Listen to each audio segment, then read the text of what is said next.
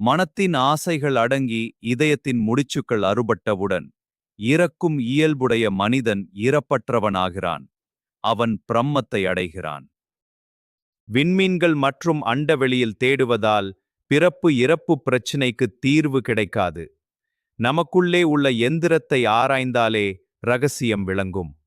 மனிதனை அணுவணுவாக பிரித்து அவனது ஆன்மாவை ஆராய வேண்டும்.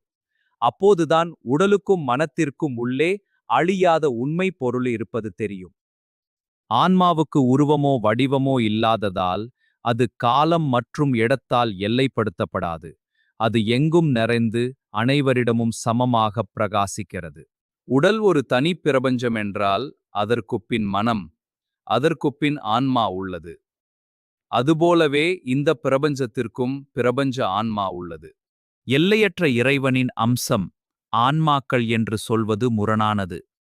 ஏனெனில் எல்லையற்ற ஒன்றை பகுக்கவோ துண்டு போடவோ முடியாது.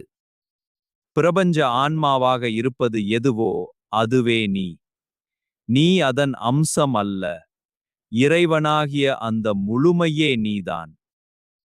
பல கோடி நீர்த்துளிகளில் சூரியன் பிரதிபலிப்பது போலவே நம் ஒவ்வொருவரிலும் இருப்பதாகத் தோன்றும் ஆன்மா இறைவனின் பிரதிபிம்பமே. உண்மை சூரியன் ஒன்றே என்பது போல ஆன்மா என்ற நிலையில் உலகில் ஒன்றே ஒன்றுதான் இருக்கிறது. அதுவே எனக்குள்ளும் உங்களுக்குள்ளும் இருக்கிறது. நாம் ஒவ்வொருவரும் வேறுபட்டவர்கள் என்று நினைக்கும் வரை உலகம் துக்கம் நிறைந்ததாகவே இருக்கும். இந்த தவறான நினைப்பே மாயை எனப்படும். துயரத்திற்கும் பயத்திற்கும் காரணம் இரண்டு உள்ளது என்ற நினைப்புதான். உள்ளது ஒன்றுதான் என்றால் பயத்திற்கு அங்கே இடமே இல்லை.